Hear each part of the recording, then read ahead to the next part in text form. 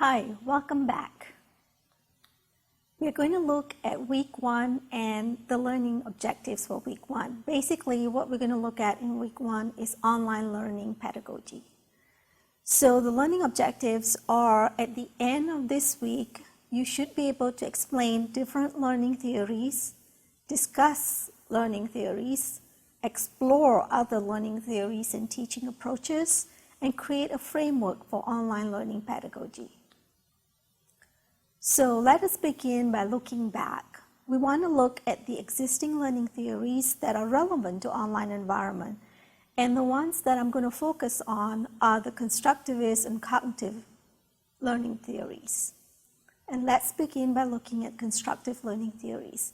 Basically, these theories are grounded in the learners being active. So constructing and building the knowledge structures is important at this point.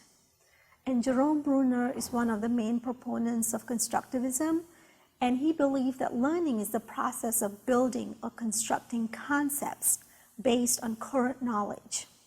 And he felt that the purpose of education was to build the child's thinking and problem-solving skills. And knowledge can be taught to any child at any level of development.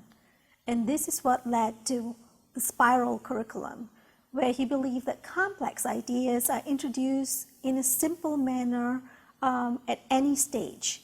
And as the child develops and grows and the cognitive processes develop, these complex ideas can be revisited in a more complex manner later. And of course, he's very famous for discovery learning. And this is where the learner categorizes new information into a coding system which is discovered by the learner. And spiral curriculum would help in discovery learning. Now, both Bruner and Vygotsky believe that social environment really helped the child to learn.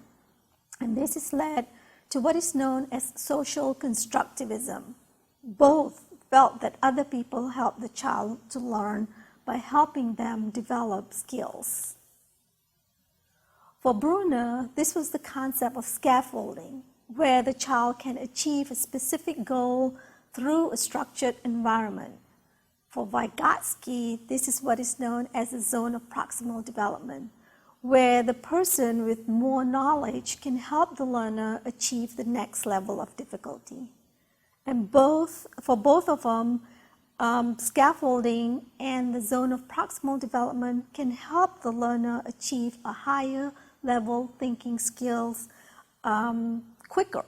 That means they get to this concept much faster than if they were to work through the problems on their own. And Vygotsky believed that social learning was the precursor to cognitive development. Now we're going to look at Garnier.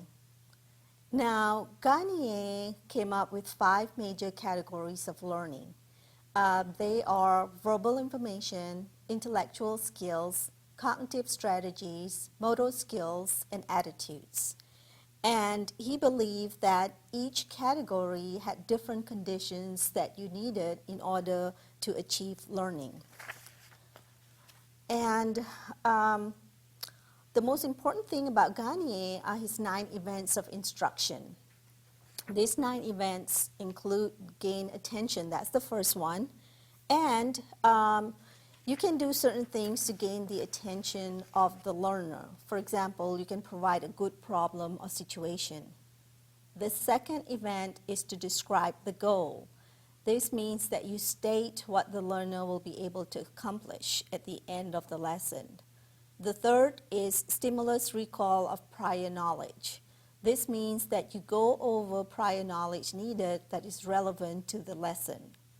Next is to present material to be learned, meaning that you provide information to be learned in chunks. Number 5 is to provide guidance for learning. Basically, what this means is that you assist in the learning process by providing clear instructions and hints. 6 is to elicit performance. Basically, you allow the learner to be actively engaged in the learning process. Number 7 is to provide informative feedback. So basically, you let the learner know how he or she is doing. Number 8 is assess performance. You provide assessments throughout the lesson so that the learners know their progress. And 9, enhance retention and transfer. So you allow the learner to practice similar problems in different situations. So these 9 events are very important, and we will visit this again later in later weeks. So keep this in mind as we move forward. Another person that I would like to look at is Dewey. Now, you may say Dewey is not really a constructivist, and I'll agree with you because he was more of a major proponent of the progressive movement. But I believe that he fits in here because his educational beliefs revolved around the active participation of the child. So he believed that education was basically the meaningful activity in a social context. And curriculum, therefore, had to be relevant to the lives of the learner. And he's most famous for his learn by doing concept. And he felt that children learn best by solving problems. Now let's take a look at some of the cognitive learning theories. Cognitive learning theories actually started with the Gestalt movement in Germany in the 1900s. And Gestalt psychologists believe that learning can be achieved by looking at patterns that a learner creates in reaction to the environment. Basically, there are 2 assumptions. Memory is an organized system and processes information in an organized manner, and prior knowledge is important to the learning process. Now, Piaget was the first to study cognitive development in children. His theory basically had 3 components. And the first one is schema. Schemas are basically units of understanding or linked mental representations. They are stored and applied when needed. Next is adaptation. Adaptation is adjustment to the world. And this means that you use your existing schema to deal with new knowledge. And when this happens, this process is known as assimilation.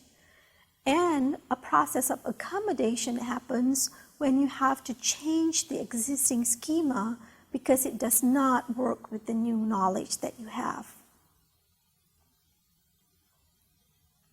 When the child's schema is able to accept new information through assimilation, then this is known as equilibrium. When the child's schema is not able to accept the new information, then this is known as disequilibrium. When disequilibrium occurs, the child will adapt the existing schema to include the new information. And when this happens, this process is known as equilibration. Basically, what the child is trying to do is to restore the balance. Piaget is also known for his stages of development. Basically, these stages are the stages of the child constructing the mental model of the world. And these stages are the sensory motor, pre-operational, concrete operational, and formal operational.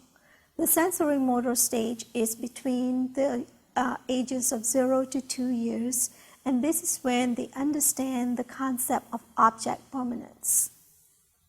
So they are initially just beginning to interact with the world around them. The next stage is pre-operational. This is when they are between 2 to 7 years of age. This is the egocentric stage. This is also when the child begins to speak. So at this stage, it's all about the child. The next stage is concrete operational. This is from 7 to 11 years of age. And this is when conservation and the ability to classify things occurs. And the final stage is formal operational at 11 years and onwards. This is when they begin to manipulate ideas and think and reason abstractly. So now that we have looked at some of the more established learning theories, let us look forward. I will see you in the next session with other learning theories and other learning approaches. I'll see you then.